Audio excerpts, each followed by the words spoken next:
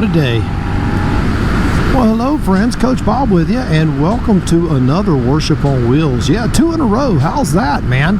I'm on Haskell today, so you know it's funny. The selection of bikes just keeps growing. Hopefully, I'll have another one in the stable here real soon. No, I'm not getting rid of the Spider, and no, I'm not getting rid of Haskell, and no, I'm not getting rid of Oxford. I'm just going to add 2. I'm thinking about buying something stupid. I know that shocks you. But anyway, welcome to another Worship on Wheels. Enough about all that nonsense. So what are we going to talk about today? Well, we're going to talk about a gift, man. A gift that we get every time we give. Man, that sounds a little odd. Certainly in today's world, which is the mantra is gimme, gimme, gimme, gimme, gimme. I gotta have another motorcycle, gotta have another motorcycle, gotta have another motorcycle. And that's why I opened with that, is because sometimes our selfishness is silly, even though we still do it because we're broken people. That's what we are. And I don't want you to think that I'm like some sort of superhero, because I'm not. So without further ado, let's listen to that verse of the day. So the Bible verse of the day is out of the book of Acts chapter 20 verse 35. In everything I did, I showed you that by this kind of work we help the weak, remembering the words of the Lord Jesus himself when he said, "It is more blessed to give than to receive." All right, well there you have it. Better to give than receive. What do you think about that, huh? You know, I remember when I was a kid, I used to hear that. Now, I didn't realize that was a Bible verse when I was a kid. My parents would just tell me, it's better to give than receive.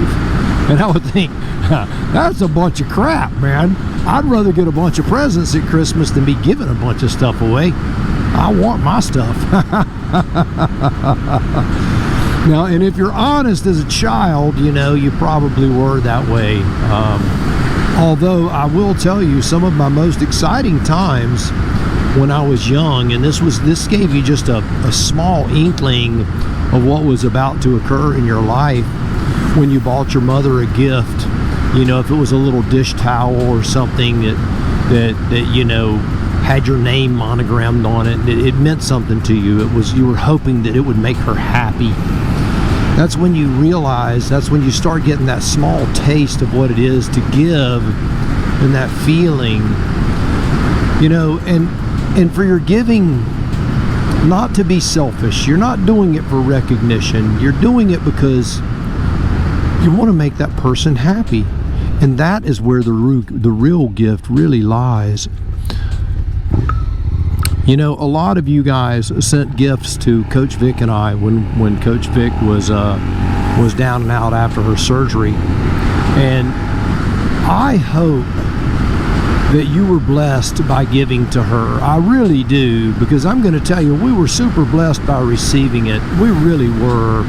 And I want to talk a little bit about being on the receiving end as we allow pride to creep into our lives. We rob people was what we do. You know, for many, many years, in fact, I'm going to say for decades, I wouldn't let anybody know I had a problem.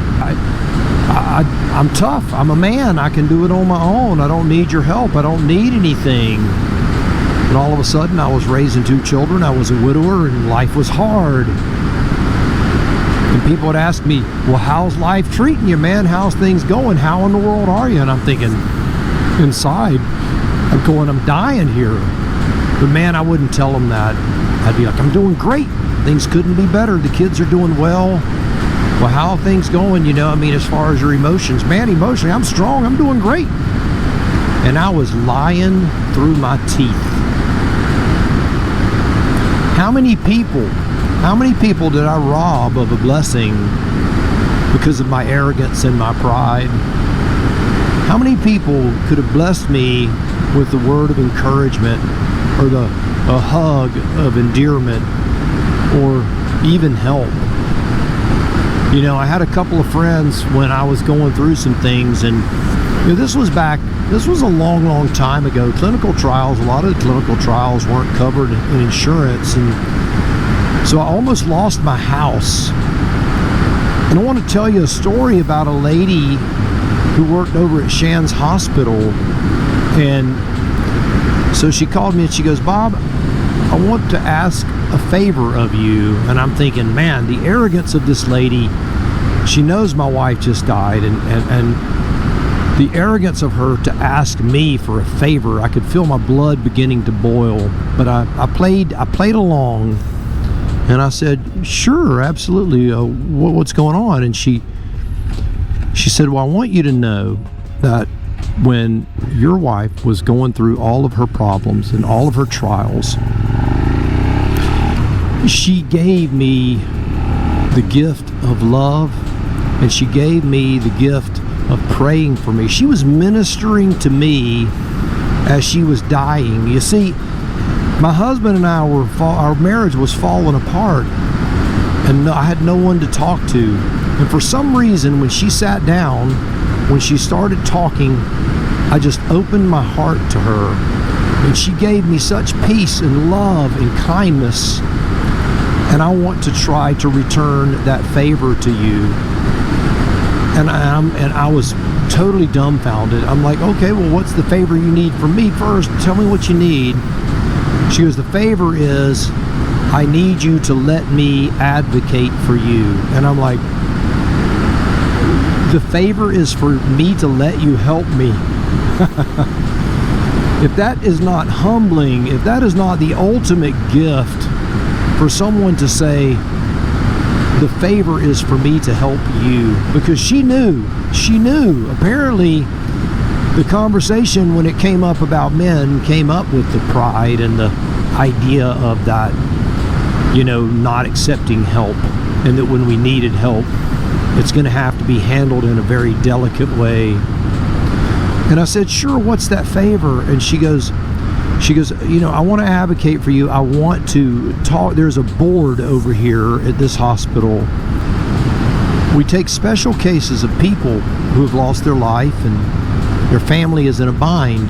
And I want to go before this panel, and I want to plead your case. I want to tell them of you and your wife's character. And it is very possible that they will write off everything you owe to this hospital." And I'm thinking, at this point, I'm flabbergasted, because we're talking $200,000 debt is what we're talking. We're talking an enormous sum of money, something that I could never even imagine, and there's no way I could possibly repay it ever. And guess what? She presented it to that board, and they extended grace. They gave me the gift of freedom of the debt that I owed them. And I'm going to tell you, I would have paid it. I was willing to lose my house. They tried to save her, but they couldn't. They did their part. They did the best they could.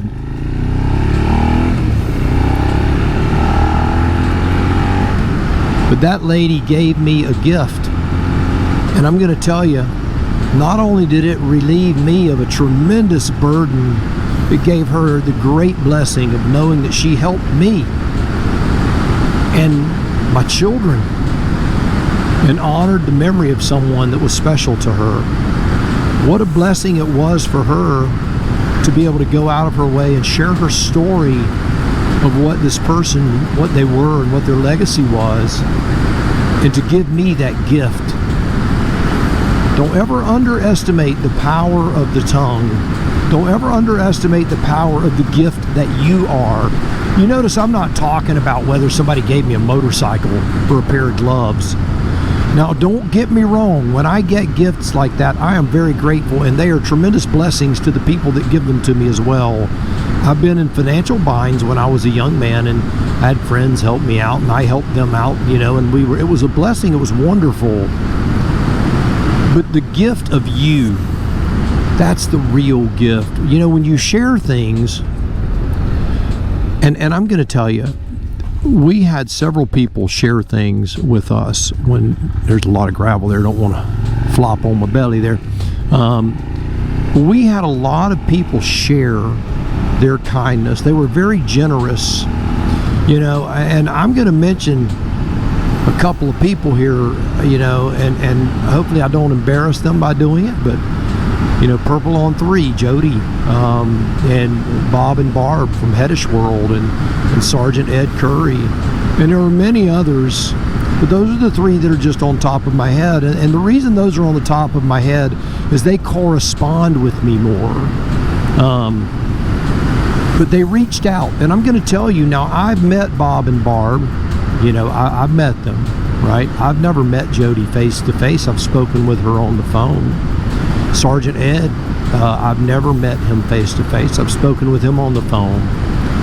But they extended kindness through cards and flowers and candy and those sorts of things, and they cared deeply about Coach Vic and what she was going through. And those gifts that they gave her not only blessed her, but you can tell in their countenance it was a true blessing to them. And I want them to know that I'm grateful for the gift that they gave of themselves, that sacrificial giving that they gave, their time. I think it was Ben Franklin who said, time, it's the stuff life is made of. When you give your time to someone, you're giving them your life. Jesus said there's no greater gift a friend has than to lay his life down one for the other. When you give me your time, I know you're not dying for me, but you're giving me a piece of your life, a piece of you. And I want to tell you, I'm grateful. I'm grateful. And I pray that God has blessed you beyond measure, beyond all measure. Heaps and heaps and heaps of love and just that beautiful feeling of knowing that you've done it right and you've done it well. Every time I've had the opportunity to give, and you notice I'm not talking a lot about my giving, and that's because I don't want to come across as braggadocious or any of that sort of nonsense. I want you to understand the difference it makes from both sides. And I can tell you that every time I've ever given of my time, it's always been a wonderful blessing for me. One of the things that they tell people when they're depressed, and any of you who are in the world of therapy and that sort of thing, write down in the comment below if you've heard this, but I've been told this by several therapists, that one of the things that they tell people who are dealing with deep, dark depression is to serve other people. And through that service of other people, they will be lifted up. And it really is a beautiful thing. What Jesus said was true. It is better to give than receive. All right. Well, there you have it. Another Worship on Wheels is in the books. So know this, my friends, you, yes you, you are loved, and so am I. And that is really good news. Now, you go change the world. I'll see you on the road real soon.